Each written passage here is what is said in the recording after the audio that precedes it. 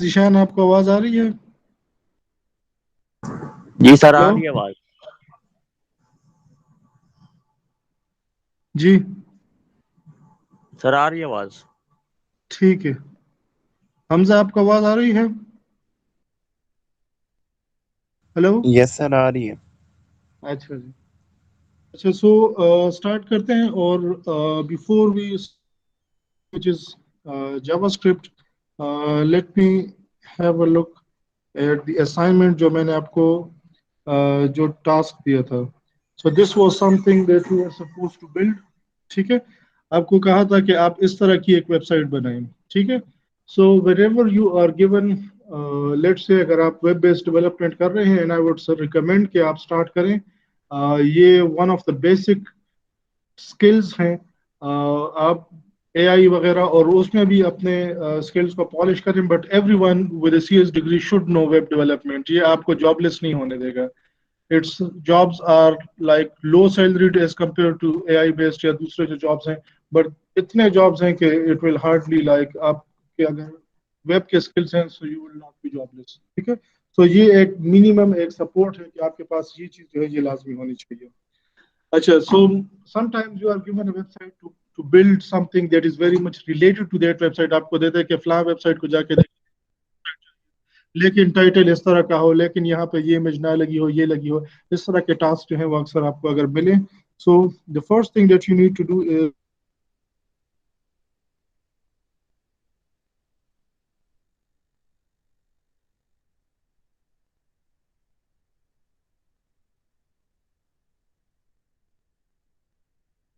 है let's just copy all this. ठीक है. और यहाँ पे हम एक फोल्डर बना देते हैं.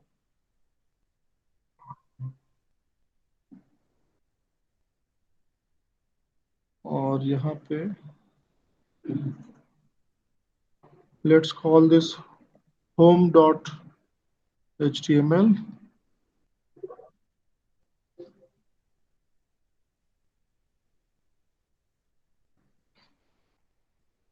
इसको बंद कर देते हैं. ठीक हो गया. ये सारा हमने उस पेज के अंदर जो कुछ था उठाया और यहाँ पे खोल इसके अंदर पेस्ट कर दिया. अब अगर हम इसको खोल के देखेंगे, so it's going to give us a very bad version of exactly the website that we saw. ठीक है, वही चीज है, लेकिन ना इमेजेस लोड हो रही है, ना सीएसएस है, और बड़ी अजीब सी शक्ल उसकी आ गई है. So let's see if we could improve on this. मैं सिर्फ ये चाहता हूँ कि लेट्स से आपको, although this isn't the right thing to do, किसी और का काम है, किसी और ने ये सारा डिजाइन किया है, आपको एज एज इट इज उसको नहीं यूज करना चाहिए. But just for for practice आप जो है इस तरह की चीजों को, आप दूसरों के काम को स्ट्रेट अवे जाके एक्सप्लोर कर सकते हैं. But now the problem is के हम तो जो चीज देखना चाह रहे थे वो तो हमारे पास आ ही नहीं रही. सो हम थोड़ा सा इसको जाके देख लेते हैं कि ये हो क्या रहा है यहाँ पे. तो जब आप यहाँ पे आए, यहाँ पे ये इसने कुछ मेटा डिफाइन किए हुए. दैट्स व्हाई इट्स इंपॉर्टेंट कि आपको एक्चुअल कोडिंग जो है, एक्चुअल कोड को समझना आता हो. तो नाउ यू कैन सी कि आपके काम की क्या चीजें हैं.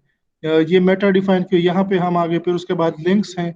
ये लिंक जो है ये देखें, इसने कोई HTTPS का वो उठाया हुआ है, विच मीन्स कि कोई अदर वेब रिसोर्स इनकी अपनी वेबसाइट के ऊपर नहीं है, तो हमारी वेबसाइट भी उठा लेगा. यहाँ पे ये देखें, ये यूज कर रहे हैं bootstrap.min.css. ये मैंने आपको कहा था कि bootstrap.css जो है उसका एक मिनिमम वर्जन है. मिनिमम वर्जन से सिर्फ स्पेसेस रिमूव की होती है ताकि वो फाइल की साइज छोटी हो जाए, ताकि कम्युनिकेट करने में आसान हो. Otherwise it's same code. अब आप एक और चीज देखें कि ये पाथ देखें, करंट फोल्डर से सीएसएस का फोल्डर है और उसके अंदर ये फाइल पड़ी हुई है. Let's see if we could access this file. Although हम वेब से डाउनलोड भी कर सकते हैं, ये तो मतलब कॉमन, इनकी कोई अपनी वो नहीं है. हाँ, लेकिन अगर हम वापस यहाँ पे आ जाएं, तो इस फोल्डर के अंदर इन्होंने क्या कहा था, सीएसएस का फोल्डर है और उसके अंदर ये चीज है. लेट्स सी, ये हमें मिल गई है. ठीक है. इसको हमने क्या किया, यहाँ से हमने सारा कॉपी किया, यहाँ पे आ गए. ये हमारे आगे हमारा काम बढ़ता जाएगा, तो हम अभी से सीएसएस का फोल्डर बना लेते हैं. ठीक है, ताकि बाद में हमें ये इशू ना आए, और उस फाइल को हम यहाँ पे सेव कर लेते हैं.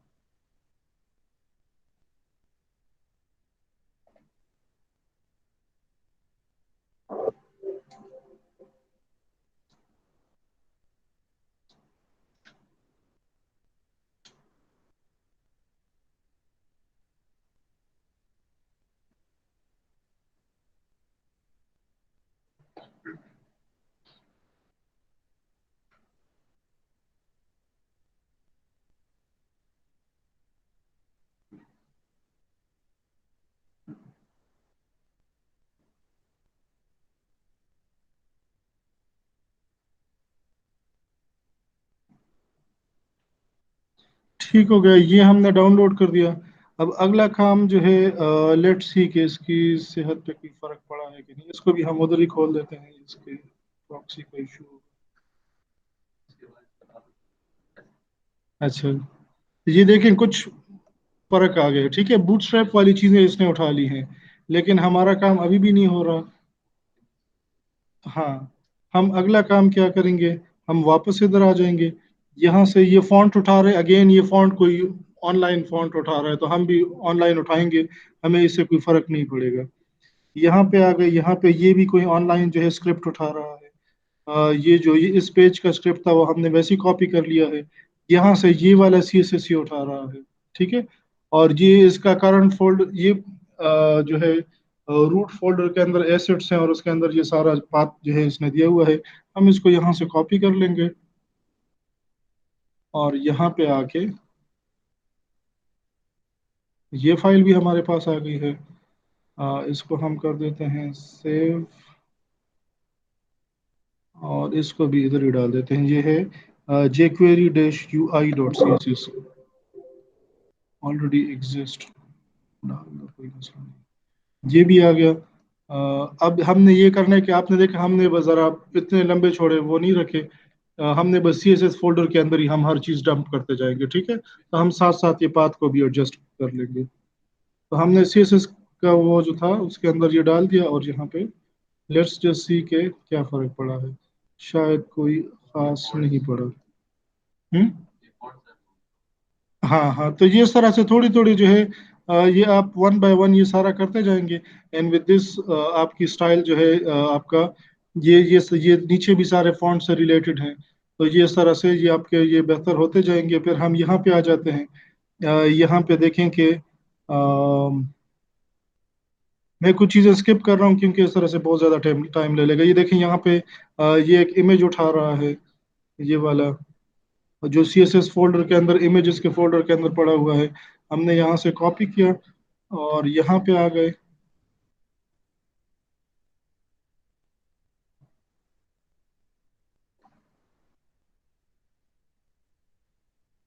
ठीक है, ये इमेज हम सेव कर लेते हैं, और इसको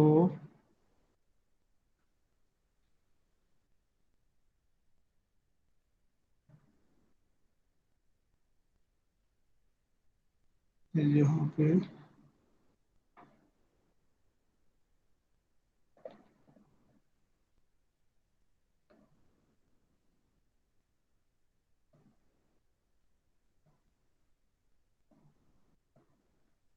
अच्छा इमेज हमने सेव कर ली है।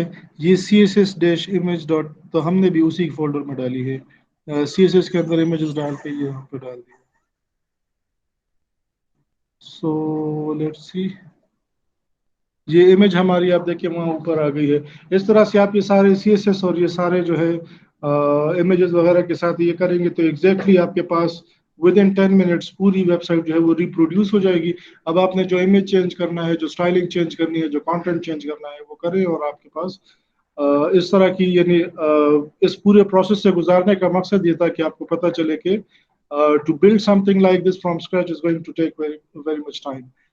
आप खुद डिजाइनर है नहीं कि आपसे अगर आप उस जॉब उस टाइटल पे आते हैं, फिर तो आपका काम ही है कि आप इनोवेटिव डिजाइन के साथ आए, आप किसी को फॉलो ना करें। Every time you should come up with something new, and maybe they also start with something that is already existing, और उसके बाद वो उसको मॉडिफाई करते हैं। लेकिन most of the time your skills would be required to do something at the back end, कि ये वेबसाइट है, उसको थोड़ा सा आगे पीछे से कर दे, and then you should have such and so functionality behind it. तो आपका मेन काम यह है कि आप इस तरह का कोई टेम्पलेट डिजाइन करें, ऑलरेडी उन्होंने आपको दिया हुआ है कि इसकी तरह हो, ये चीज उसके ऐसे या इस तरह से हो, उसको आप चेंज करें, and then maybe that would provide something different in terms of functionality. तो वो फिर आप उसके पीछे जो है वहां पे आप कोड कर देंगे। जब हम बैक एंड पे जाएंगे तो आप देख लेंगे। तो this is one way of like replicating a website in minutes. ठीक है, तो ये बड़ी जल्दी से एग्जैक्ट सेम वेबसाइट जो है वो आप रिप्रोड्यूस कर लेंगे। ये हर वेबसाइट के लिए पॉसिबल नहीं है। यू माइट हैव ऑब्जर्व के कुछ वेबसाइट के ऊपर उन्होंने राइट क्लिक ही डिसेबल किया होता है। यू कैन डू दैट, और उसका फायदा ये है कि आप उनका सोर्स कोड ही नहीं जा सकते, जाके देख सकते। कुछ लोगों ने ये किया होता है कि HTML दिया होता है और उसके अलावा जितने इमेजेस हैं वो तो ऑब्वियसली आप पाथ के थ्रू देंगे, जितने सीएसएस हैं, जितने जावास्क्रिप्ट है, कोई भी चीज आप देखें, इन्होंने स्टाइलिंग और जावास्क्रिप्ट के कोड भी इसी होम पेज के ऊपर दिए हुए हैं, सारे अलग फाइल्स के ऊपर दिए हुए हैं, और उन फाइल्स की एक्सेस जो है उसको रिस्ट्रिक्ट किया हुआ है कि उसको आप एक्सेस नहीं कर सकते। जो अभी हम डायरेक्ट उनके फाइल्स को रीड कर रहे हैं, ये एक्सेस आपको नहीं दी। सो आप उनके एचटीएमएल तो देख सकते हैं सोर्स कोड में, लेकिन बाकी हर चीज जो है वो एक्सटर्नल फाइल्स के थ्रू इंक्लूडेड है, और आप उसको एक्सेस नहीं कर सकते। सो आप हर वेबसाइट के साथ ये काम नहीं कर सकते, लेकिन बहुत से जो है वो अभी भी ऐसे हैं कि आप यहाँ से स्टार्ट ले सकते हैं। ठीक है। सो ये जो था, this was how you can reproduce exactly the same website. अच्छा, other than this, is there any question from the last lecture? ठीक है। आई स्टिल बिलीव कि आपके पास बहुत सारे ऐसे CSS की प्रॉपर्टीज होंगी, उसकी वैल्यूज होंगी जो आपको पता ना हो, आपको याद ना हो, but that shouldn't be a problem, क्योंकि आपको पता है कि whenever you are styling you would just take the inline styling out of the proportion। हमें पता है कि वो that isn't recommended, so हम उसके ऊपर बात ही नहीं करेंगे। So either you are writing code in embedding or internal to the source file, or as an external file, in both the cases you will have a selector। ठीक है। A selector can be an element, it can be a class, it can be an ID। ये main चीजें हैं, ज्यादातर ये होंगे। आप इसके अलावा भी प्रॉपर्टी के ऊपर भी वो कर सकते हैं, which is like a selector के, जिस एलिमेंट की ये प्रॉपर्टी डिफाइन हो, जिस एलिमेंट की इस प्रॉपर्टी की वैल्यू ये हो, सो उसकी काफी सारे जो है वो फॉर्म्स हो सकते हैं।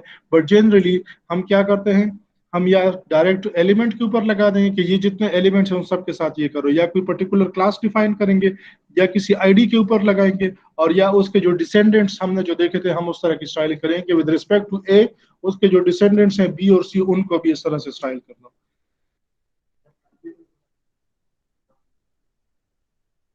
हाँ। अच्छा, ये आपने शायद उसमें मिस किया, एग्जैक्ट उसका मुझे याद नहीं है, लेकिन वो लास्ट लेक्चर में था कि, अच्छा, देर इज अ प्रॉपर्टी जो HTML5 के अंदर इंट्रोड्यूस हुई है, जो आपका ये मसला जो है वो हल कर देती है। ठीक है। वैसे तो वो फ्लूइड डिजाइन जैसे हमने बात की वो भी ये मसला आपका हल कर देगी, लेकिन उसमें वो था कि वो चीजों को बहुत छोटा कर सकता है कि अगर आप उसको परसेंटेज में सारी वैल्यूज दे दे। There is a property that is viewport, meta के अंदर डिफाइन करते हैं। हाँ, यहाँ पे कहीं स्लाइड्स के अंदर दिया हुआ है। सो दैट इज समथिंग, उसका वो पूरा जो है बस वो आप कॉपी करके अपने पेज के अंदर जो है उसको पेस्ट करें, and that would take care of the screen sizes. तो ये इन्होंने एक बड़ा आसान सा अच्छा हल निकाला है इसका, कि उसकी वैल्यूज के साथ बस कुछ ना करें, बस हर पेज के अंदर आप उसको डिफाइन कर लें। जस्ट सर्च कर लेते हैं यहाँ पे।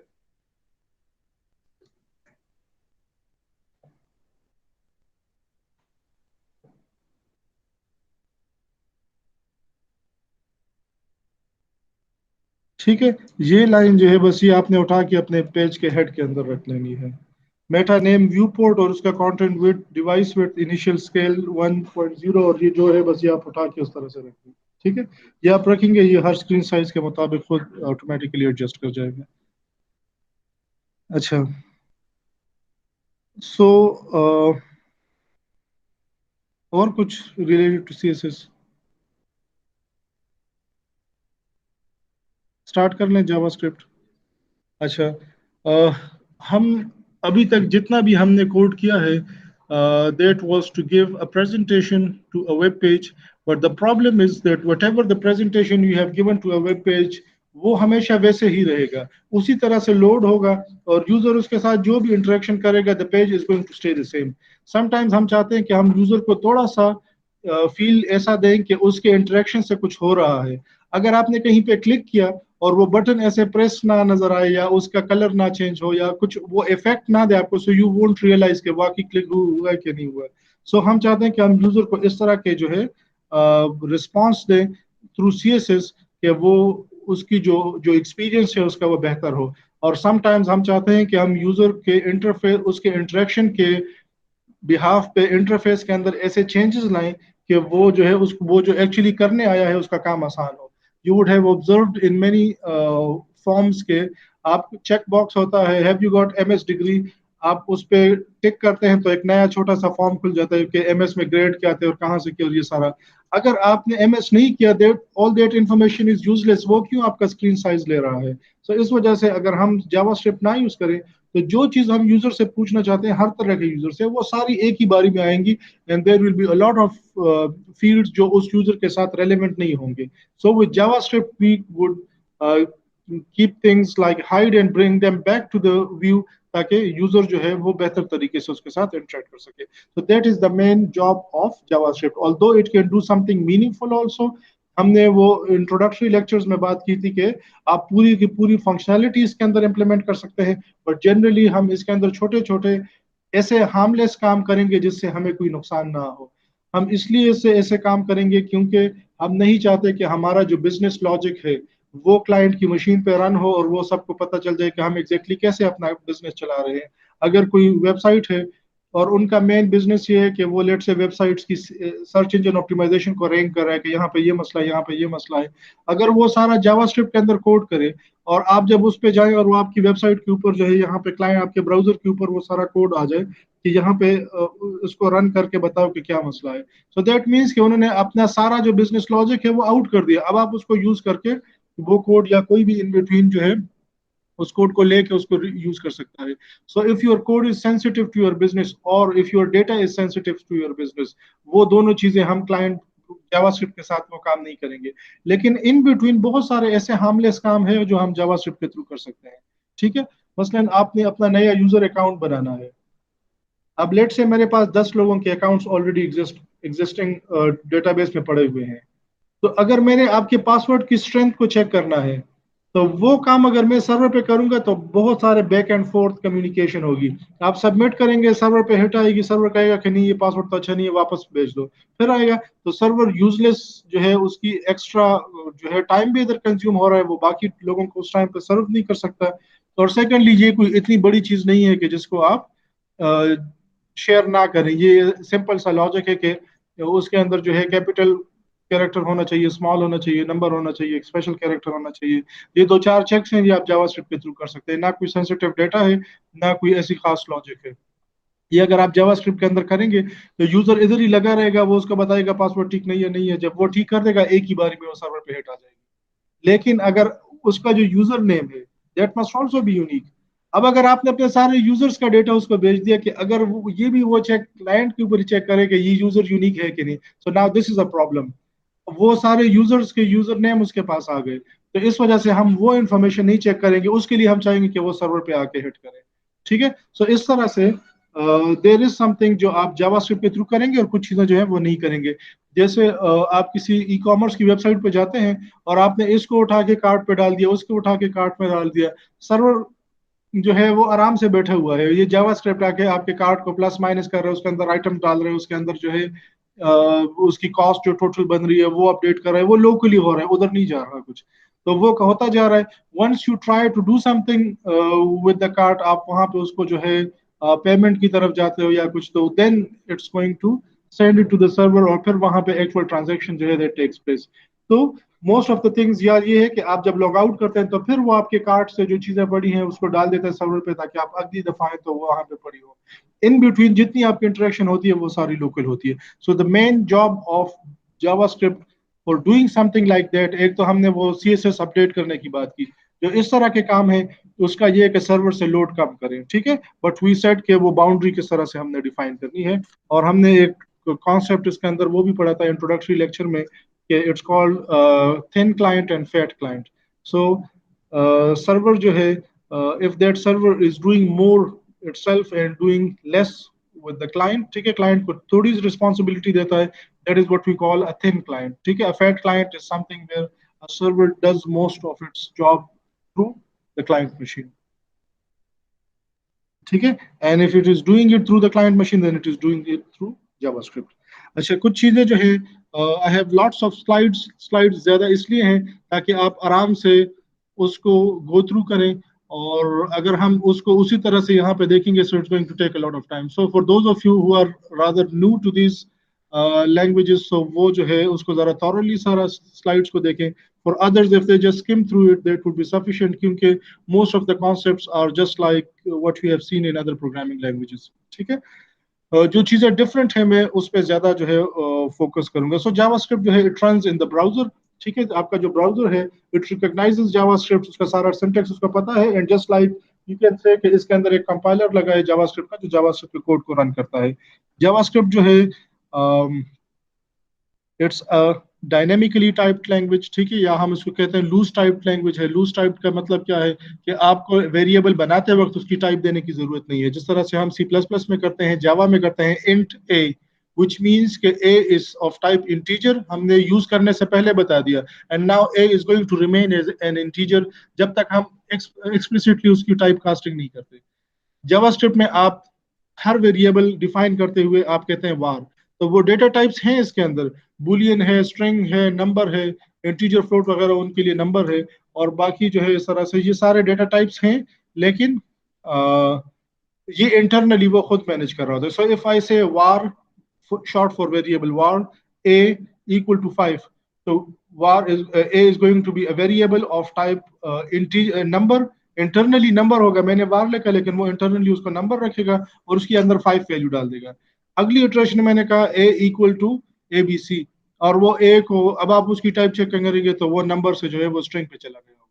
So the type of the variable keeps on changing dynamically, और इन द बैकग्राउंड आप जो उसको वैल्यू असाइन करेंगे वो वैल्यू ले लेगा और वो उसके अपनी टाइप को अकॉर्डिंगली एडजस्ट कर देगा. This is something that doesn't happen with a strict type language. उसको आप इस तरह की वैल्यू देंगे वो एरर देगा कि ये इंटीजर डिफाइन किया तो आप उसको ये सिर्फ इंटीजर वैल्यू लेगा. So this is something different. ये अगर आप पाइथन में आगे जाके कोड करेंगे, इनफैक्ट पीएचपी में कोड करेंगे, so they also are loose type languages. इसमें बस आपने ये ख्याल रखना है कि आपने अगर वेरिएबल का नाम कहीं पे गलत लिख लिया तो वो वैल्यू ले लेगा और वो वहां से बात चल पड़ेगी. ठीक है. यानी लेट से आपका एक वेरिएबल है जिसका आपने नाम रखा है टारगेट. ठीक है. और टारगेट के अंदर आप +1 करें, लेकिन आपने टारगेट का नाम गलत, स्पेलिंग उसकी गलत टाइप कर दी. ठीक है. अब वो क्या करेगा, वो नया वेरिएबल बना देगा, उसकी वो वैल्यू डाल देगा और वहां से वो बात चल पड़ेगी. So you won't get errors के ये वेरिएबल जो है ये आपने डिफाइन नहीं किया. I think that is the case with PHP, जिसके अंदर हमें वार वगैरह लिखने की भी जरूरत नहीं है. शायद यहाँ पे जावास्क्रिप्ट में वो है, बट आपको जो है वेरिएबल आप जिस तरह से स्टार्ट करेंगे यूज करना, वो स्ट्रेट अवे उस फॉर्म में आपको अवेलेबल हो जाएगा.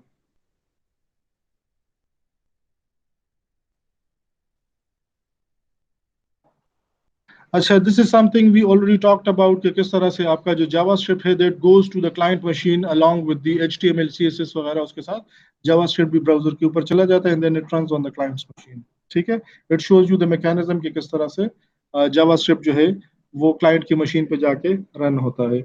JavaScript isn't the only thing जो जाके इस तरह के वो डायनेमिक इफेक्ट्स देता है क्लाइंट की मशीन पे. इससे पहले फ्लैश बड़ा पॉपुलर था, और फ्लैश जो है वो ब्राउजर की मशीन पे इस तरह के वो एनिमेशन वगैरह की टाइप की चीज चलाता था. लेकिन flash is not used any more for a couple of reasons. एक तो ये कि फ्लैश के लिए आपको वो अक्सर आप लोगों ने देखा हुआ कि फ्लैश प्लेयर इंस्टॉल नहीं है, तो आप ब्राउजर को पहले उसको इंस्टॉल करते फिर आप फ्लैश जो है उसको यूज करते. और लेकिन उसका मेन एक, और जावास्क्रिप्ट जो है, although you can disable JavaScript also, आप अपने ब्राउजर में जाकर उसको डिसेबल कर सकते हैं, लेकिन आपको कुछ एक्स्ट्रा डाउनलोड करने की लिए जरूरत नहीं है जावास्क्रिप्ट को प्ले करने के लिए.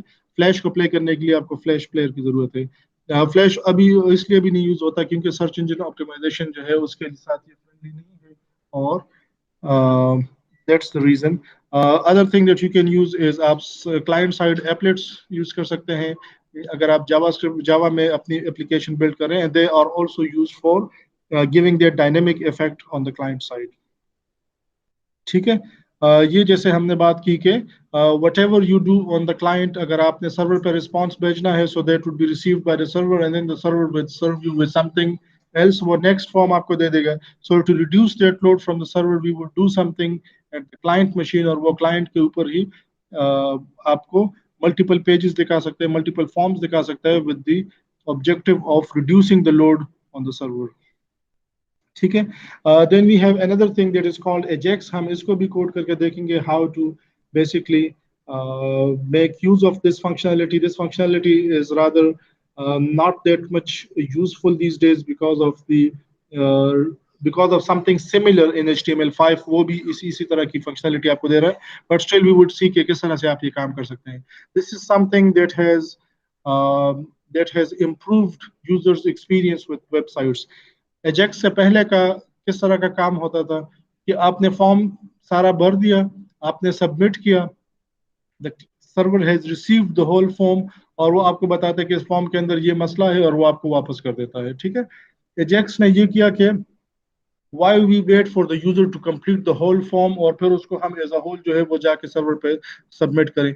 Why not send pieces of that form seamlessly to the server. ठीक है, अब वहां पे जहाँ पे सर्वर की जरूरत है, अभी जो हमने एग्जांपल डिस्कस की यूजर नेम की, तो आप सारे यूजर नेम्स क्लाइंट पे भी नहीं लेके आ सकते, लेकिन ये भी ज्यादती होगी कि आप यूजर नेम और सारा कुछ यूजर से भरवाते हैं और आखिर में कहते हैं कि ये यूजर नेम जो है ये अवेलेबल नहीं है, और वो फिर दूसरा टाइप करता है, फिर सबमिट करता है और आप फिर वहां से.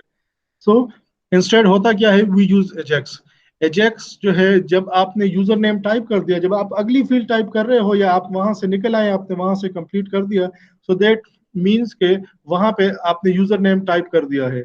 So the Ajax would take that username and by the time आप अगला अपना कोई काम कर रहे हैं, that would submit it to the server.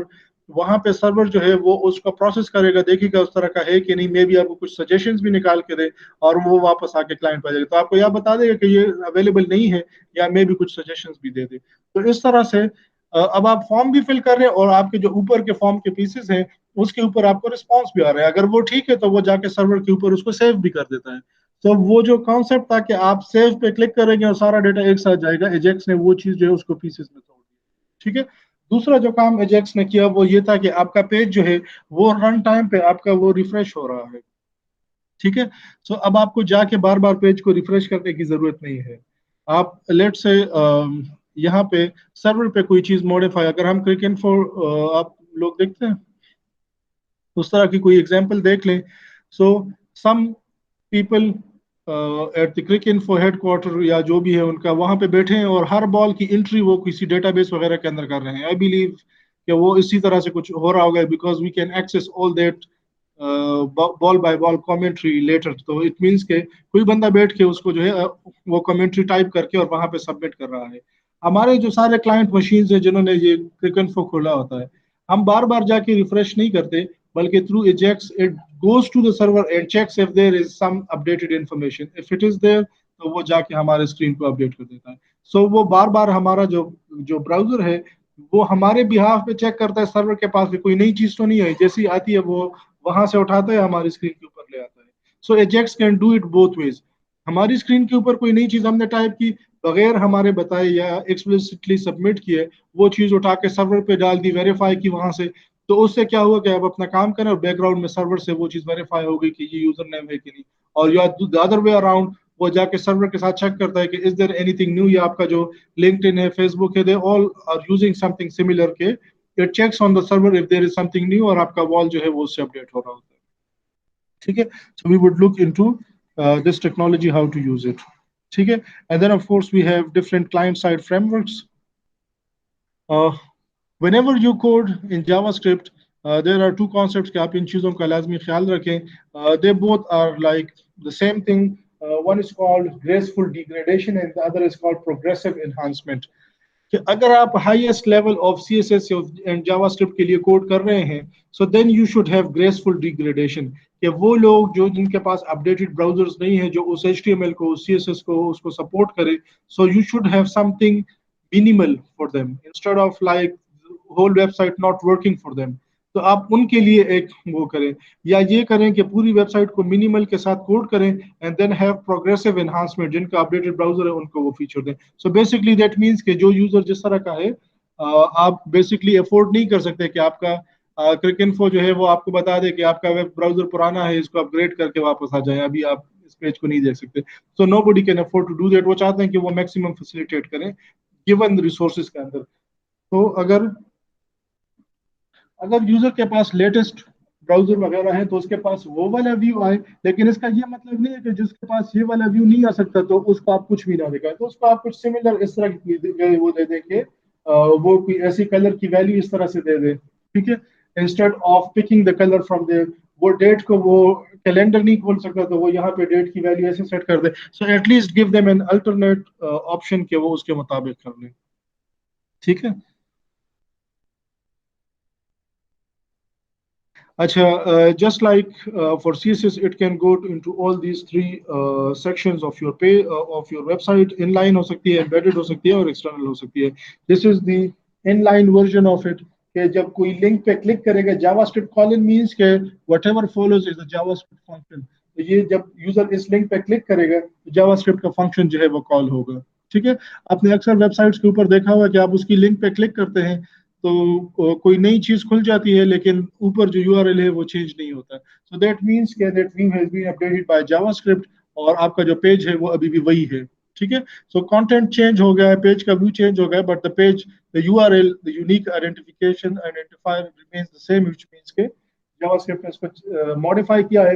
But as we said, this is something that is not recommended. हम ये काम नहीं करते क्योंकि इससे दो लैंग्वेजेस की कपलिंग हो रही है। आपने अगर कल को ये फंक्शन चेंज किया जावास्क्रिप्ट में, तो आप मुख्तलिफ एचटीएमएल के पेजेस में ढूंढते फिरेंगे कि आप कहाँ पे आपने इसको ये किया था। हम ऐसा चाहते हैं कि हम जब कोड करें जावास्क्रिप्ट को, तो whatever we do with JavaScript, we shouldn't be changing anything on HTML. ठीक है। डायरेक्ट लिंकिंग इनकी नहीं होनी चाहिए। वो कैसे होगी वो हम आगे जाके देख लेंगे। Alert is the most annoying thing that you can do in JavaScript. ये वो पॉपअप विंडो जो है वो डंप करके वो स्क्रीन के ऊपर आती है, और जब तक आपने उसको कोई ओके वगैरह नहीं किया होता, तब तक वो आपको कहीं जाने नहीं देता है। इसके अंदर जो है कोई डिबगिंग का मैकेनिज्म नहीं है। So we use to use alert as for debugging, कि हम डिफरेंट वो चेक करें, but it's a very annoying thing. और now we have very good tools for debugging, हम उसको भी जाके देखेंगे। और ब्राउजर के आपने वो डेवलपर टूल्स के अंदर अगर आप गए हो, so that gives you enough support for for debugging. Initially browsers के अंदर ये चीज नहीं होती थी, and at that time if I remember it correctly, I think सिर्फ एक ही प्लगइन था, और वो फायरफॉक्स के अंदर था। इसलिए फायरफॉक्स से जरा पुराना रिश्ता है।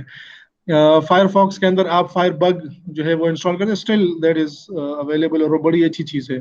फायर बग जो है वो ब्राउजर एक्सटेंशन है फायरफॉक्स का, और वो अगर आप यूज करते हैं तो वो आपको अपनी वेबसाइट्स की डिबगिंग वगैरह, सीएसएस जावास्क्रिप्ट वगैरह सारे वो जो है वो आप उसको कोड को कहीं पे वो स्टॉपिंग पॉइंट दे सकते हैं, और वहां से आप लाइन बाय लाइन रन कर सकते हैं, देख सकते हैं वेरिएबल के वैल्यूज कैसे अपडेट हो रही है। So that is basically for debugging your JavaScript. ठीक है। हाँ, HTML में एरर होता ही नहीं है ना। HTML का इस तरह का वो एरर कौन सा? अ, ये फायरबग की बात कर रहे हैं? अब तो हर ब्राउजर के अंदर वो डेवलपर टूल्स हैं, वो आपको इस तरह की चीज़ों में हेल्प करते हैं। यहाँ पे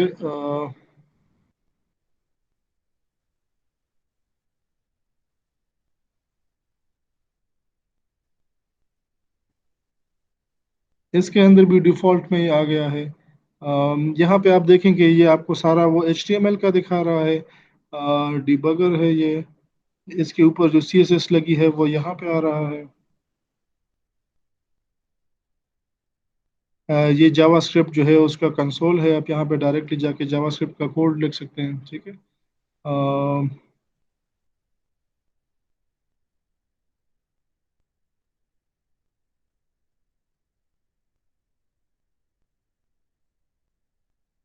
और यहाँ से अगर आप जावास्क्रिप्ट की फाइल सेलेक्ट करेंगे, currently we haven't got any, तो जावास्क्रिप्ट की फाइल जो है इस वेबसाइट के ऊपर आपने लगाई है, जब आप उसको यहाँ से चूज करेंगे तो यहाँ से आपका वेबसाइट का वो खुल जाएगा।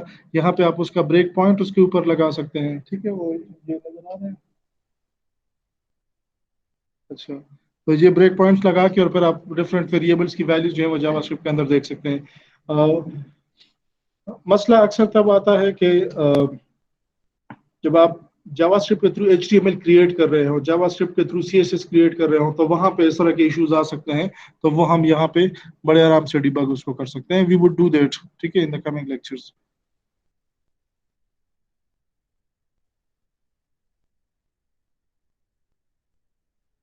ये अलर्ट जो है, this is what we call prompt boxes और समथिंग, कुछ इस तरह का नाम है इसका।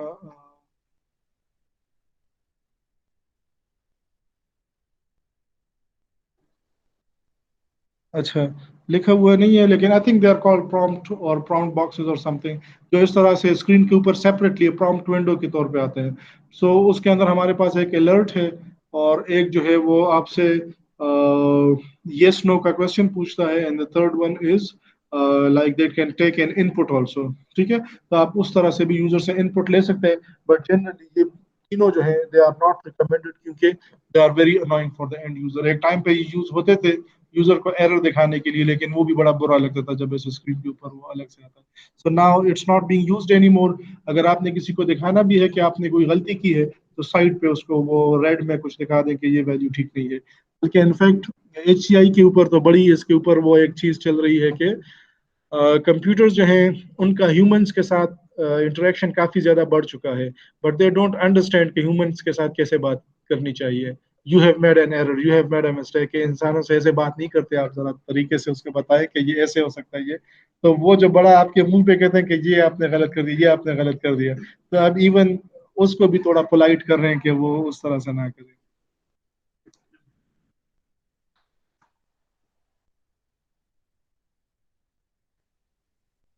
Acha, so more often we would be writing our JavaScript this way, ठीक है, we would have a separate external file of JavaScript और उसको हम इस तरह से script के element के through include करेंगे.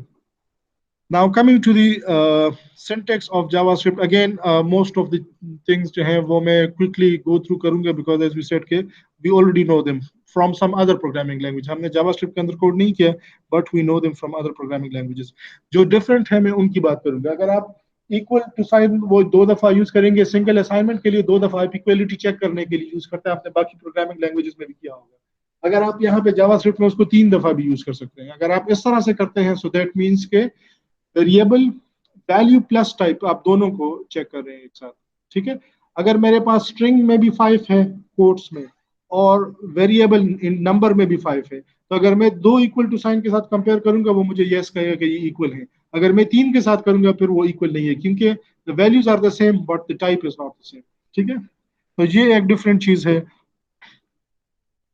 Uh, इसके अलावा null and undefined are not the same, तो that is clear. Undefined is something that you haven't defined, और null जो है अभी तक आपने उसकी वैल्यू सेट नहीं की, आपने वेरिएबल बनाया है, but its value is not any reasonable value at the moment. Dynamically typed की हमने बात कर दी है। ये जो वार का कीवर्ड है, this is going to give you a new variable. ठीक है, तो हम हर वेरिएबल जो है उसको वार से इनिशियल वार टाइप देंगे, और वो खुद से डिसाइड करेगा कि इसकी टाइप जो है अब क्या होगी, based on the value that we have assigned to it. Semicolon की जरूरत नहीं है, लेकिन आप जितना भी जावास्क्रिप्ट का कोड लिखे देखेंगे, you would see each statement ending with a semicolon, क्योंकि we have inherited it from other programming languages. So इसकी जरूरत नहीं है। Without this it would still work, लेकिन mostly people do it with a semicolon. ये सारे comparison के operators हैं, they do exactly the same thing जैसे वो दूसरे लैंग्वेजेस में करते आ रहे थे। ठीक है, ये लॉजिकल ऑपरेटर्स हैं, they again are use for exactly the same purpose. इस किस पर्पज के लिए? जब आप कंडीशन लगाते हैं and you have multiple conditions, तो उन कंडीशंस के बीच में आपने एंड और लगाना है, तो जो भी उसकी लॉजिकल सिचुएशन जो बन रही है, उसके मुताबिक आप इस तरह से मल्टीपल कंडीशंस को एंड और से कंबाइन कर सकते हैं। एंड वुड मीन के दोनों कंडीशंस ट्रू हो, और मीन के दोनों में से कोई एक ट्रू हो। ठीक है, then we have loops. while loop जो है syntax wise there isn't much difference, it's exactly the same. ठीक है, वही कीवर्ड है while का, और एग्जैक्टली उस तरह से आप उसको लूप कर सकते हैं। For loop is exactly the same. जहाँ पे आप इंट लिखते थे, वो क्योंकि हमारे पास वार आ गए वेरिएबल डिफाइन करने के लिए, सो वार जो है वो आएगा आई के साथ, and the rest is very much the same. ठीक है, फंक्शन जो है ये थोड़ा सा आपके लिए डिफरेंट होगा। अब देखें, किसी वेरिएबल जो फंक्शन को जो पैरामीटर पास हो रहे हैं, उनकी टाइप क्या होगी? वार। एक ही टाइप है हमारे पास इंटरनली, तो वो खुद देख रहा है, तो हमें देने की जरूरत ही नहीं है। जी, वो सारे ये खुद मैनेज कर रहा होता है। आप वार लिख के आगे 5 वैल्यू दे दें, वो खुद उसको नंबर में डाल देगा। तो वो टाइप्स इसके पास हैं, लेकिन वो आपको सेट करने की जरूरत नहीं है, वो खुद उठा पता लगा लेता है कि अच्छा इसकी टाइप क्या है। नहीं, आपने वार से ही करना है। ठीक है, तो one of the different things is how to define a function. तो फंक्शन को एक्स वाई के साथ वार वार लिखना जो है वो रिडंडेंट होगा। हमें पता है कि एक ही टाइप है वार, तो उसको लिखने की जरूरत ही नहीं है। The same way if the function is returning something, return type में क्या लिखेंगे, वार लिखेंगे, फिर उसकी जरूरत नहीं है। सो इस वजह से आप जब फंक्शन डिफाइन करेंगे, so whether it return something और not, you do not need to define a return type. ये मैं वो सी प्लस प्लस के लिहाज से बता रहा हूँ, ताकि अगर आप वहां से वो आ रहे हैं, फंक्शन इज अ कीवर्ड, वो आप लाजमी लिखेंगे कि दिस इज अ फंक्शन। उसके बाद फंक्शन का नाम, उसको अगर कुछ पास हो रहा है नहीं हो रहा, और उसके बाद उसकी बॉडी जो है, body is going to stay the same. लेकिन ऊपर जो उसकी वो डिक्लेरेशन है, वो उसमें फर्क ये है कि ना रिटर्न टाइप लिखने की जरूरत है, ना पैरामीटर के साथ वेरिएबल की टाइप लिखने की जरूरत है। You just need to write the keyword function, उसके बाद फंक्शन का यूनिक नेम, उसके बाद उसको जो पास हो रहा है या नहीं हो रहा वो चीज। ठीक है। अच्छा, यूजर को, जैसे हमने बात की ऊपर वाला जो है, this isn't recommended way of communicating with the end user, एक तरीका ये है, लेकिन ये मोस्टली डेवलपर जो है वो अपने लिए करते हैं। यूजर कंसोल पे जाके नहीं देखता कि वेबसाइट ने वहां पे क्या प्रिंट किया। तो आपने अगर यूजर के साथ कुछ कम्युनिकेट करना है, that should appear on the page. ठीक है। ये प्रोग्रामर अपने लिए, आप डिबगिंग के तौर के लिए भी यही चीज कर सकते हैं कि आप जो भी कंसोल के अंदर राइट करेंगे, अभी हमने वो डेवलपर टूल्स के अंदर जाके वो कंसोल में देखा है, वो देखा था ना आपने, जहां से मैंने आपको कहा कि यहाँ पे आप जावास्क्रिप्ट का कोड डायरेक्टली लिख सकते हैं। तो उसका आप यहाँ पे जो भी कोड के अंदर लिखेंगे, वो उस कंसोल के अंदर राइट होता जाएगा। तो आपने जब वेबसाइट लोड की, तो आप कंसोल के अंदर जाके देख सकते हैं कि वहां पे जो जो वैल्यूज जो आप प्रिंट कर रहे हैं, जो भी कर रहे हैं, तो वो यहाँ पे कैसे आ रहे हैं। तो basically that is printing something, but not for the end user, अपने लिए आप कर रहे हैं, जो आप कंसोल से जाके चेक कर सकते हैं। आप जब वेबसाइट तैयार कर लें, generally you would just remove all those messages. ठीक है। Try and catch is something that should be used very rarely, क्योंकि it will disturb the normal flow. किस लिए यूज होता है आपको पता है? When the user has given something, कि आप नहीं चाहते कि वेबसाइट की जो बाकी कोड है वो एग्जीक्यूट हो, so you would just and it with a message के जो उसको प्रॉपरली गाइड कर सके। ठीक है। अच्छा, catch and try, this is what they are saying, कि इसको आप जितना रेयरली यूज करेंगे उतना बेहतर है, बिकॉज ऑब्वियसली जो कंटेंट है वो डिस्प्ले नहीं होगा, और वो उसकी पूरी जो है वो दूसरी डायरेक्शन में जाके मूव कर जाएगा। अच्छा, in JavaScript we have objects. ठीक है, हमारे पास काफी सारे बिल्ट इन ऑब्जेक्ट्स हैं, आप अपने ऑब्जेक्ट्स भी बना सकते हैं। ठीक है। It's very different. आप लोगों ने ऊप किस लैंग्वेज में पढ़ी है? सी प्लस प्लस में। तो ये आपको बड़ा फनी लगेगा कि ये एक ऑब्जेक्ट ओरिएंटेड लैंग्वेज है। We can't exactly call it an object oriented language, लेकिन आप क्लासेस और ऑब्जेक्ट्स बना सकते हैं, आप कंस्ट्रक्टर्स बना सकते हैं, बट यू वुड सी कि it's very different from what you have seen. इसके अंदर आप इनहेरिटेंस नहीं है, इसके अंदर पॉलीमॉर्फिज्म नहीं है। तो it supports object oriented programming style, but it's not like a complete object oriented language. ठीक है, थोड़ा सा उसको टच करता है। इस जैसे हमने ऑब्जेक्ट ओरिएंटेड प्रोग्रामिंग में बड़ा एम्फेसाइज किया था कि इनकैप्सुलेशन बड़ी जरूरी है, और आपको हाइड, ये इनकैप्सुलेशन इसके अंदर नहीं है, होती नहीं है। आप स्ट्रेट अवे कहीं से जाके किसी वेरी ऑब्जेक्ट का कोई वेरिएबल डायरेक्टली एक्सेस करें। तो मतलब क्लासेस ऑब्जेक्ट्स हैं, लेकिन वो एक्सेस स्पेसिफायर्स नहीं है, प्राइवेट प्रोटेक्टेड वगैरह। सो इन बिटवीन कहीं पे लाई करता है। और ये जान कैसे किया गया है? जब दे वांट पॉसिबल, क्योंकि अगर इसको बहुत ज्यादा एक्सटेंड कर दिया, सो देन इसका जो मेन मकसद है कि ये क्लाइंट की मशीन पे जाके एग्जीक्यूट होता है, फिर आपने कोई और पेज मांग लिया, उसका अलग से जावास्क्रिप्ट आ गया, तो वो मकसद जो है वो इसका खत्म हो जाएगा। So that's why they want to keep it light weight. और वैसे भी जैसे हमने बात की कि आप कोई बड़ी फंक्शनैलिटी जावास्क्रिप्ट के अंदर नहीं करेंगे, सो जो कुछ इसके अंदर है दैट इज सफिशिएंट। आप बड़े बड़े क्लासेस के जो है वो यहाँ पे कोड नहीं करेंगे, जनरली छोटी सी फंक्शनैलिटीज के। See, so this is what it says कि it has constructors, it has objects, built-in classes. अब आप देखें string जो है, it's a built-in class that is already defined। ठीक है, आप new keyword के साथ नई string बना सकते हैं। इस तरह से बाकी हमारे पास math के जो है objects हैं। I think you would see the list। ये सारे हमारे पास built-in जो है क्लासेस हैं, और इनके ऑब्जेक्ट्स आप बना सकते हैं। There is a long list, के अलावा भी काफी सारे हैं, but these are some of the few ones के जो आप ज्यादा फ्रीक्वेंटली यूज करेंगे। ठीक है। अगर आपने किसी क्लास और जो है कोई ऑब्जेक्ट बना लिया, तो उस ऑब्जेक्ट की आप जो भी प्रॉपर्टी यूज करेंगे या उसका फंक्शन यूज करेंगे, so you would do exactly the same जैसे हम करते थे डॉट ऑपरेटर के साथ। ठीक है। ऑब्जेक्ट जो आपने बनाया डॉट, अगर फंक्शन का नाम है तो पैरेंथेसिस और उसके अगर कुछ पास हो रहा है वो आ जाएगा। कोई एट्रीब्यूट है तो वो भी आप डायरेक्टली इसी तरह से विद डॉट ऑपरेटर जो है उसमें, ठीक है। हमने पहले से बात की कि कोई एक्सेस स्पेसिफायर्स वगैरह वो चीज नहीं है, आप कहीं से भी ऑब्जेक्ट के साथ उसकी प्रॉपर्टी एक्सेस कर सकते हैं, उसको मॉडिफाई कर सकते हैं, ठीक है। एरेज और स्ट्रिंग्स जो है ये आपको कुछ अल्टरनेट तरीके भी देते हैं इनिशियलाइज करने के।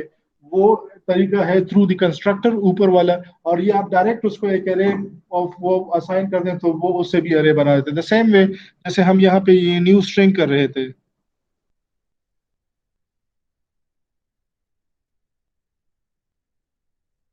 हाँ चला, अच्छा बार न्यू स्ट्रिंग जो हम कंस्ट्रक्टर कॉल कर रहे थे, आप स्ट्रेट अवे उसको कोट्स में वैल्यू पास कर दें, that is equivalent to creating a string object. तो आप कंस्ट्रक्टर के थ्रू भी कर सकते हैं और इस तरह से भी कर सकते हैं, ठीक है।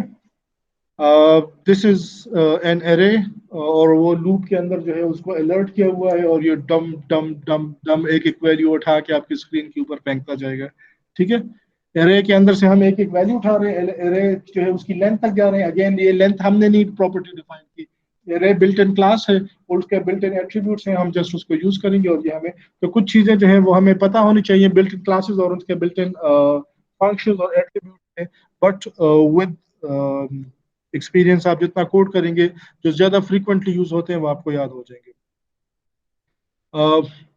तो ये वो सी प्लस प्लस के एरेज की तरह नहीं है, ये उस इस तरह से डिफरेंट है कि they are defined as classes, तो उसके बिल्ट इन फंक्शंस और एट्रीब्यूट्स आपके पास अवेलेबल हैं। आप ये देखें पुश फंक्शन वगैरह ये सारा जो है, ये कुछ और मैंने यहाँ पे फंक्शन दिए हुए हैं, कंकेट कर सकते हैं आप दो एरेज को, स्लाइस कर सकते हैं, जॉइन, रिवर्स, शिफ्ट, सॉर्ट, ये सारे जो है बिल्ट इन फंक्शन है जो एरेज के लिए ऑलरेडी डिफाइंड है, ठीक है। तो आपको अगर एटलीस्ट इतना आइडिया हो कि अच्छा इसके लिए शायद कोई, बल्कि आप जो भी कोड करेंगे आपको जो भी आपकी ज़रूरत हो, तो just look for a built in function में भी उसके लिए पहले से हो, खुद कोड करने से पहले एक दफ़ा देख लें। अगर आपके ये नाम इसलिए दिए हुए हैं कि this is something that you would more often use, तो अगर आपके जहन में आपके नज़र से ये नाम गुजरे तो आप उसका एग्जैक्ट सिंटेक्स जो है कि इसको आप क्या पास करेंगे और वो एग्जैक्ट आपको क्या रिटर्न करेगा, वो फिर आप जाके सर्च कर सकते हैं। लेकिन ये जो है this is just to give you an idea कि ये सारे इस तरह के बिल्ट इन फंक्शन जो है वो अवेलेबल है।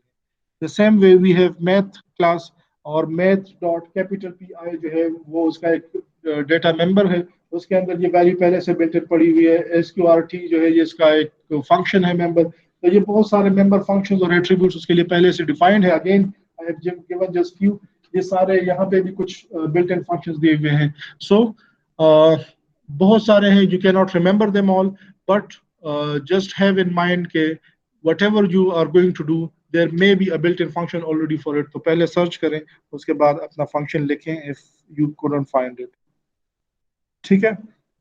the same way we have these functions defined for strings also, ठीक है। स्ट्रिंग को भी आप कंकेट कर सकते हैं, उसको जो है उसकी लेंथ देख सकते हैं, उसको जो है स्प्लिट कर सकते हैं, सर्च कर सकते हैं, मैच और सारे बिल्ट इन कुछ फंक्शंस यहाँ पे अवेलेबल है। We have some built-in functions for the date class also, ठीक है। डेट को आप स्ट्रिंग के तौर पे भी ले सकते हैं, but there are lots of issues with dealing with date as a string, मसलन क्या उसका प्रॉब्लम्स हो सकते हैं। हाँ, वो फिर आपको मैन्युअली करना पड़ेगा, वो डेज और वो एक्सट्रैक्ट करना। और फिर अगर आपने किसी को दिन देना है कि लेट से आज उसने फॉर्म सबमिट कर रहा है, तो आप उसको कहें कि 2 हफ्ते के बाद पता करें कि क्या रिजल्ट आया लेट से, तो आपको खुद चेक करना पड़ेगा कि 2 हफ्ते के बाद कौन सा दिन बनेगा या 10 दिन के बाद कौन सा दिन आएगा और वो छुट्टी का दिन होगा कि नहीं। तो जब आप डेट को एज अ डेट टैकल करते हैं तो वो सारी चीजें जो है वो आपको खुद पता होता है, आप उसको बता सकते हैं कि 5 दिन के बाद कौन सा दिन होगा, ठीक है। 6 दिन के बाद वीकेंड तो नहीं है। तो ये सारी चीजें जो है इट्स अ गुड आइडिया कि आप डेट को एज अ डेट ही डील करें और उसको एज अ स्ट्रिंग ना लें, ठीक है। And this is something that we would be dealing with more often, ठीक है। That is the window. JavaScript का जो सबसे अहम काम है वो ये है कि इसके पास जो ब्राउजर का विंडो है उसकी एक्सेस आ जाती है, ठीक है। और ये विंडो जो है उसके साथ वो क्या कर सकता है, उसके साथ वो उस पूरा जो HTML की ट्री है जिसके रूट पे HTML है और उसके नीचे हेड और बॉडी और उसके नीचे ये सारे दूसरे एलिमेंट्स हैं, we call that DOM structure, ठीक है, द डॉक्यूमेंट ऑब्जेक्ट मॉडल। वो डॉक्यूमेंट ऑब्जेक्ट मॉडल, वो आपके सारे पेज का जो HTML है वो जावास्क्रिप्ट के पास उसका एक्सेस है। So JavaScript can do anything with that page and that is particularly of more use to us. हम कभी कभी ऑब्जेक्ट्स भी बनाएंगे, स्ट्रिंग्स को भी मैनिपुलेट करेंगे, एरेज को भी करेंगे, लेकिन हमारा मेन मकसद क्या होगा कि हम with respect to the page that currently is loaded हम उसके मुताबिक कुछ करेंगे, ठीक है। सो लेट्स से यूजर जो है उसके पास कोई डिफरेंट नंबर्स हैं and the user has clicked on something and we would want to remove or hide some of the numbers या जिस तरह से, so whatever we do, जो हम क्लासेस बना रहे हैं, ये जो पीछे रेज मेंटेन करेंगे, स्ट्रिंग्स करेंगे, मेन मकसद ये होगा कि यूजर जो है वो फ्रंट एंड पे इस पेज के साथ कुछ करेगा और हम जो भी बैकग्राउंड में कोड रन करेंगे उसका फाइनल इफेक्ट जो है वो इस डोम के ऊपर रिफ्लेक्ट होना चाहिए। अगर ये नहीं होगा तो आपकी सारी जावास्क्रिप्ट जो चल रही है यूजर को पता ही नहीं है कि वो आप कर क्या रहे हैं। So basically, the main objective of all that JavaScript जो हम कोड रन कर रहे हैं, that is to reflect something back to the user screen के उसके पेज के ऊपर उसको वो इफेक्ट नजर आए, ठीक है। तो यूजर कुछ इंटरेक्ट करेगा, उसके पीछे हम ये सारे काम करेंगे, कहीं पे मैथ का ऑब्जेक्ट यूज करेंगे, कहीं पे अरेज यूज करेंगे, फाइनल इफेक्ट जो है वो फिर यहाँ पे आना चाहिए। तो क्लास किस टाइम 9:30 पे खत्म हो रही है? अच्छा, अभी क्या करें? इसको actually I would want to have a separate lecture on this, ठीक है। सो हम अगले लेक्चर में डोम जो है उसको कवर कर लेंगे, ठीक है।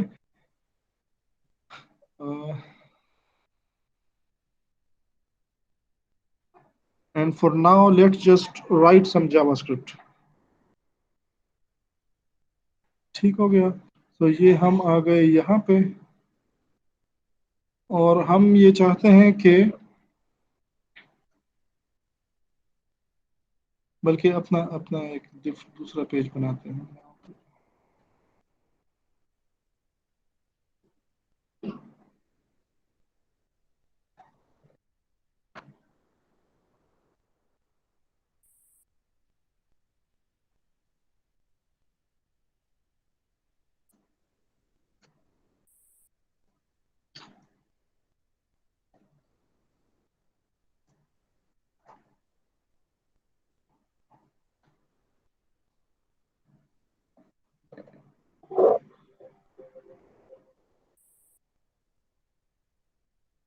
अच्छा,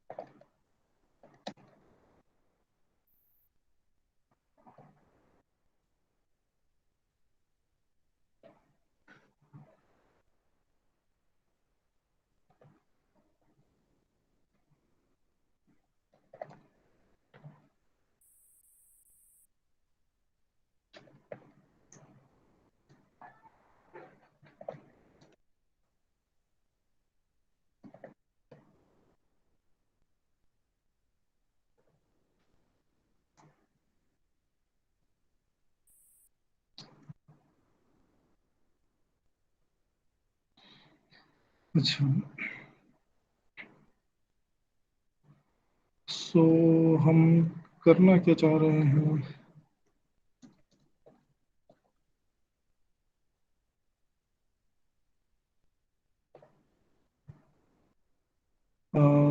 लेट्स जस्ट से कि हम यूजर से चाहते हैं कि वो यहाँ पे प्रोवाइड करे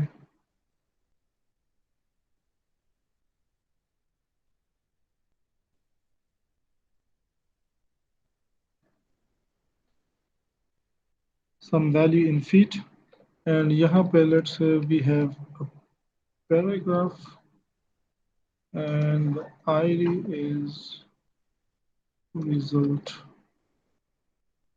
ठीक हो गया।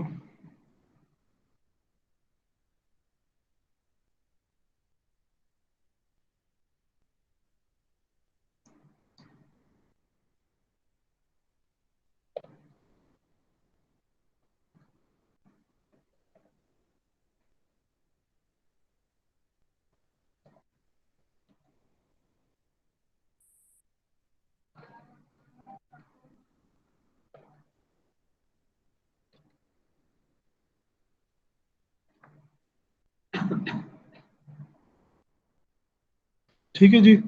सो इट शोज के ये वो पॉपअप है जो यहाँ पे हेलो हमें कर रहा है।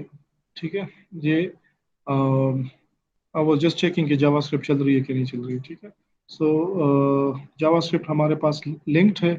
इसको हमने नंबर टाइप रखा हुआ था तो ये इसके साथ ऑटोमेटिकली आ गया। So this is something that is part of HTML5। ठीक है, अब हम यहाँ पे कुछ मीनिंगफुल ऐसे करना चाह रहे हैं कि हम चाहते हैं कि when ever the button is clicked तो हमें पता चले। सो ऑन क्लिक,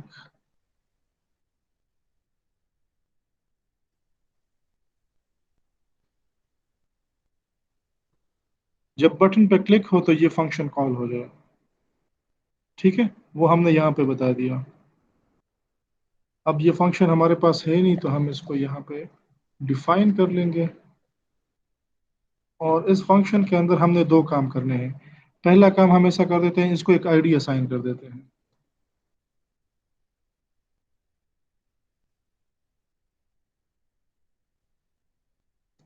ठीक हो गया। जनरली जावास्क्रिप्ट के साथ हम जब डील करते हैं, एलिमेंट्स को रिसीव करते हैं, पिक करते हैं, मॉडिफाई करते हैं, तो आईडी हम मोस्ट ऑफन यूज करते हैं।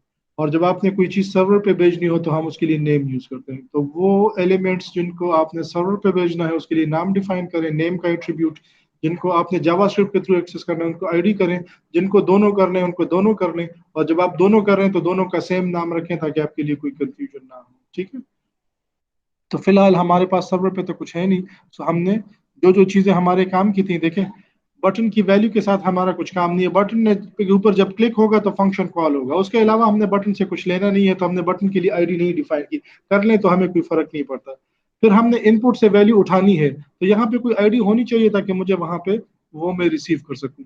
और यहाँ पे मेरे पास रिजल्ट की भी कोई आईडी मैं इसलिए बनाई है ताकि मैं वहां पे उसको प्लेस कर सकूं।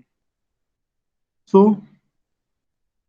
यहाँ पे अगर मैं डाल दूं वेरिएबल, ठीक है, वेल मैंने यहाँ पे भी नाम रख दिया है डॉक्यूमेंट। ये डॉक्यूमेंट जो है ना, वो डोम जो अभी मैंने आपको स्क्रीन पे दिखाया, वो पूरा मेरे पास वो पूरी ट्री जो है वो इस ऑब्जेक्ट के अंदर अवेलेबल है। और मैं इस ट्री के अंदर आगे पीछे किसी भी एलिमेंट के ऊपर जा सकता हूँ। आप डायरेक्ट किसी एलिमेंट पे जंप कर सकते हैं। ठीक है, वो अभी मैं बताता हूँ किस तरह से हम कर सकते हैं। और हम with respect to one element भी अगले एलिमेंट पे जा सकते हैं कि मैं अभी जिस एलिमेंट पे हूँ इसका मुझे फर्स्ट चाइल्ड पे ले जाओ, मुझे इसके पेरेंट पे ले जाओ। तो हम इस तरह से भी ट्रेवर्सल कर सकते हैं और डायरेक्टली भी कर सकते हैं। यहाँ पे हम डायरेक्ट करेंगे क्योंकि that is the fast and efficient way of doing it. और हम कहते हैं इसको कि document dot gate element by ID. कौन सी आईडी? वैल। ठीक है, ये एलिमेंट उठाओ और इसको इसके अंदर डाल दो। और यहाँ पे मैं इसको डिस्प्ले करा देता हूँ अलर्ट के थ्रू। ठीक है, लेट्स सी के हमारा काम कहाँ तक गया है। सो हमने उसको कहा कि जब यहाँ पे यूजर कोई नंबर टाइप करे और इस बटन पे क्लिक करे तो ऑब्जेक्ट उसने उठा लिया है और यहाँ पे ऑब्जेक्ट हमें दिखा रहा है। ठीक है ना, ये वो ऊपर ये चीज आ रही है, अदरवाइज ये आपको यहाँ पे बेसिकली ऑब्जेक्ट का रेफरेंस है। ठीक है, अब अगर मैं इसको कहूँ कि मुझे बॉल डॉट वैल्यू दिखा दो, इस ऑब्जेक्ट के अंदर जो वैल्यू है वो मुझे दिखा दो।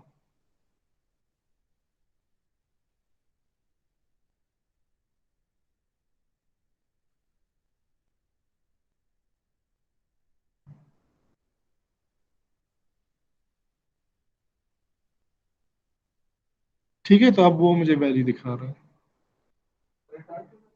जी, डॉट वैल्यू।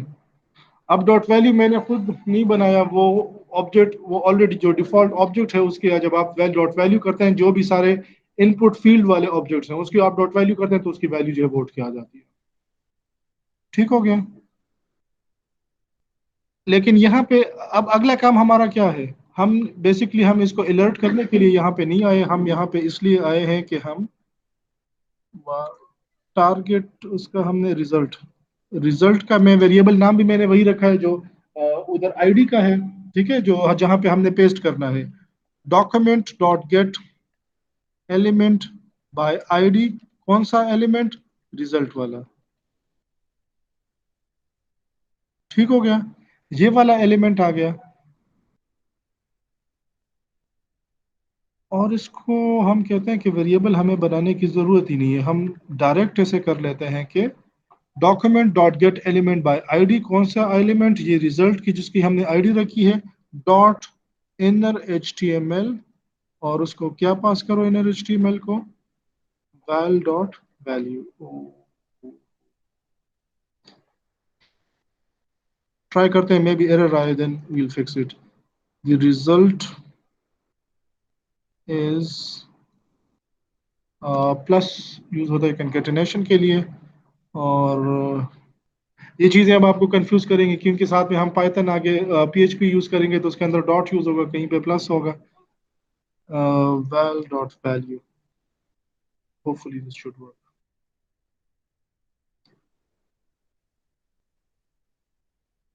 अच्छा, इसको हमने अपडेट नहीं किया। ठीक है, अब इसने हमें कुछ नहीं दिखाया, विच मीन्स कि we have got a JavaScript error. हम यहाँ पे आ गए, यहाँ पे आ गए, यहाँ पे डेवलपर टूल्स के अंदर आ गए। वो फायरफॉक्स के अंदर भी हम देख रहे थे, ये क्रोम के अंदर भी है, आपको ये इंटरनेट एक्सप्लोरर जो है उसके अंदर भी मिल जाएगा। ये जो मैं आपको बता रहा हूँ वो कंसोल डॉट लॉग के अंदर आप जो एंट्री करेंगे वो यहाँ पे आएगी।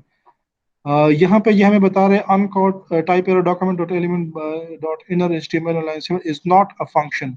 अच्छा, dot inner H T M L जो है ये कह रहा है कि ये फंक्शन नहीं है।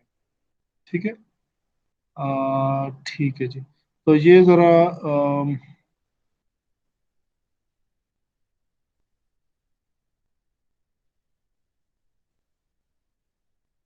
Dot inner H T M L, ये चले मैं यहाँ से खुद देख लेता हूँ।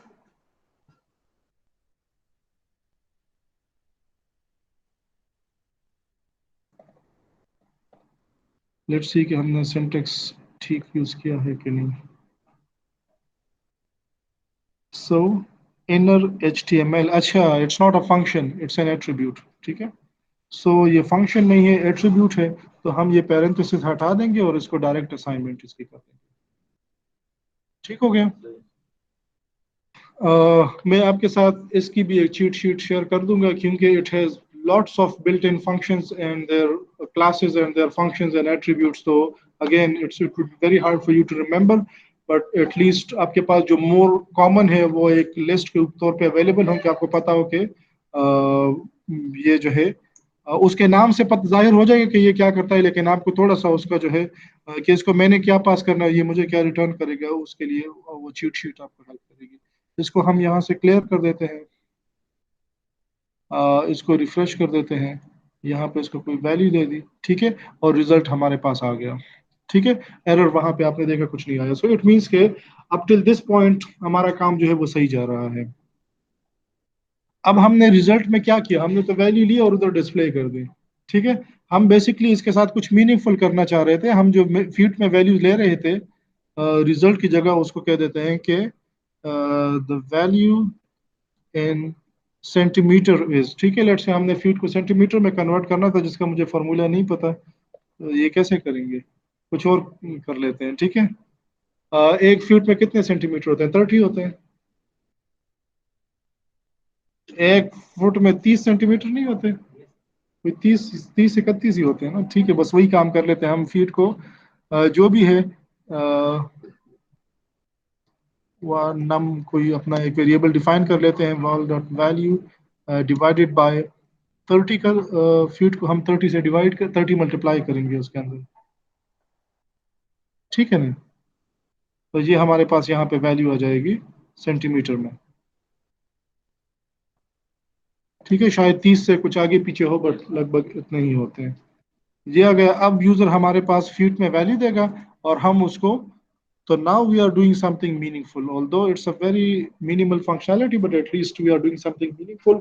यूजर ने फीट में वैल्यू दी, हमने उसको सेंटीमीटर में कन्वर्ट करके दिया। ठीक है, यहाँ पे अगर आप देखें, so this code is not very efficient. हम आपने इन चीजों का बहुत ख्याल इसलिए रखना है कि आप मेहमान हैं यूजर के ब्राउजर में, तो आपने बड़ी कम रिसोर्सेज यूज करनी है ताकि ब्राउजर के ऊपर ज्यादा लोड ना पड़े, क्योंकि बहुत सारी और वेबसाइट्स जो हैं वो भी इस तरह की अपना जावास्क्रिप्ट जो है वो रन कर रही होंगी। हम लोड कैसे कर रहे हैं, यहाँ पे इस वेरिएबल के अंदर क्या जा रहा है, पूरा ऑब्जेक्ट। हमें पूरा ऑब्जेक्ट नहीं चाहिए, लेकिन वो मेमोरी के अंदर पड़ा रहेगा जब तक वो डिस्ट्रॉय नहीं होता पूरा ऑब्जेक्ट। हमें तो उस ऑब्जेक्ट के बहुत सारे और प्रॉपर्टीज है, हमें तो उसकी एक प्रॉपर्टी चाहिए जो ये वैल्यू वाली है। सो अगर हम यहीं पे इसको डॉट वैल्यू कर दें, तो ये अब पूरा ऑब्जेक्ट, वो जो मैंने आपको वो रेफरेंस दिखाया, ये पूरा ऑब्जेक्ट ये वेरिएबल नहीं रखेगा। ये वेरिएबल जो है, ये अब वो एक न्यूमेरिक वैल्यू रखेगा जो उसकी एक एट्रीब्यूट के अंदर पड़ा हुआ है। तो आपका जो वेरिएबल का साइज है वो बहुत स्ट्रेट अवे बहुत कम हो गया। वो जो 30-32 दूसरी प्रॉपर्टीज थी वो उसने लूज कर दी, वो सिर्फ एक वैल्यू, क्योंकि हमें आगे सिर्फ कोई वैल्यू चाहिए। सो इस तरह की चीजों का अगर आप ख्याल रखेंगे तो आपका जो जावास्क्रिप्ट है that is going to be very light weight. हमने वहां से उसको सिंप्लीफाई कर दिया, तो यहाँ से हम वैल्यू हटा देते हैं, अब हमारे पास सिर्फ नंबर की वैल्यू है। अच्छा, अब ये चीज जरा अच्छी नहीं लग रही। ठीक है, हमने यहाँ पे डिव इसके अंदर डाला हुआ है, और हम यहाँ पे लेट से इधर ही कर देते हैं, एक स्पेन डाल देते हैं, और उसको कर देते हैं स्टाइल। इस चीज का एक ख्याल रखें कि आपको जब एक लैंग्वेज के थ्रू दूसरे लैंग्वेज का कोड जनरेट करना भी पड़ सकता है। समटाइम्स आपको पीएचपी के अंदर एचटीएमएल जनरेट करनी पड़ेगी, समटाइम्स आपको जावास्क्रिप्ट के थ्रू एचटीएमएल जनरेट करनी पड़ेगी, जैसे अभी हम कर रहे हैं। ये हम क्या कर रहे हैं, हम एचटीएमएल का कोड जनरेट कर रहे हैं जावास्क्रिप्ट के अंदर। तो ये कोड्स आपके मैच नहीं हो रहे। अब आप देखें कि हम स्ट्रिंग के लिए डबल कोट्स यूज कर रहे हैं, और यहाँ पे स्टाइल के एट्रीब्यूट के लिए फिर सिंगल कोट्स यूज करेंगे, अदरवाइज वो कहेंगे कि शायद यहाँ पे स्ट्रिंग खत्म हो गई है। ठीक है, सो स्टाइल हम उसको कह देते हैं कि बैकग्राउंड कलर जो है उसको सेट कर दो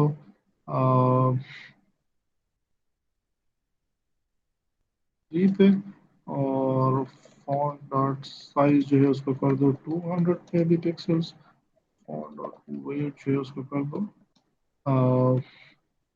बोल्ड। अगर ये आपके पास इस तरह की कोई क्लास है तो फिर हम डायरेक्ट क्लास अप्लाई कर देते हैं एक, और उस क्लास से हमारा सारा मसला खत्म हो जाता है, लेकिन at the moment we haven't got any such class.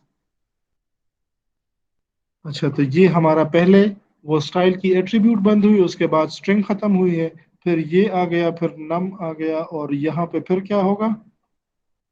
अच्छा, ये अभी भी मसला है कहीं पे।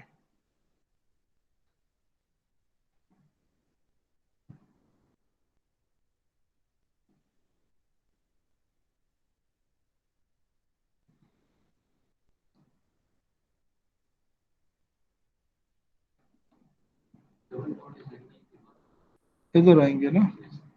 अच्छा, डबल कोट्स इधर आ गए, और अच्छा नहीं, ये आगे भी डबल कोट्स ही है ना, यहाँ तक डबल कोट्स है। ठीक हो गया।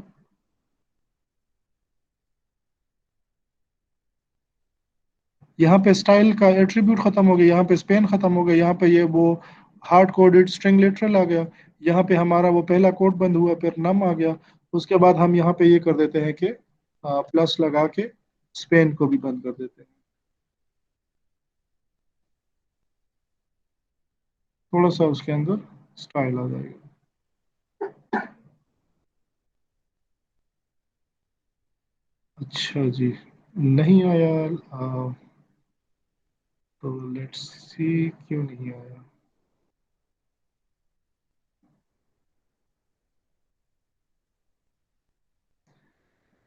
इनवैलिड और अनएक्सपेक्टेड टोकन।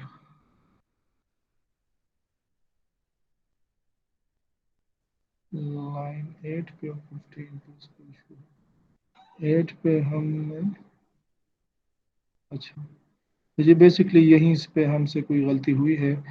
ये हमने स्टार्ट किया डबल कोट्स में स्पेन एज एन एलिमेंट, उसका एट्रीब्यूट डिफाइन किया स्टाइल से। ये उसके अंदर हमने डिफरेंट उसको वैल्यूज दी। ये हमने स्टाइल की प्रॉपर्टी जो सिंगल कोट से हमने स्टार्ट की थी वो ख़त्म कर दी। स्पेन ख़त्म हो गया, ये हार्ड कोडेड ये आ गया, ये आ गया। अच्छा, यहाँ पे डबल कोट्स फिर देने हैं, ठीक हो गया। ठीक है ना। हाँ, तो इसको क्लियर कर देते हैं। यहाँ पे ये आ गया वो, ठीक है। So at least now you are capable of applying some sort of functionality in the JavaScript, ठीक है? So I'm going to give you ये मैं यहाँ पे लेक्चर रोक रहा हूँ, ठीक है? ऑफिशियली हम रिकॉर्डिंग वगैरह बंद कर देते हैं। आप लोग जो ऑनलाइन हैं, आप कैसे अपनी अटेंडेंस देंगे? सर आप अटेंडेंस ले लें, हम प्रेजेंट बोल देंगे, मतलब उधर ही। बस मैसेज में सारे अपने नाम टाइप कर दो, सही ठीक है? कुछ लिख दो सही मैसेज में। अच्छा, रिकॉर्डिंग यहाँ पे stop presenting and stop recording.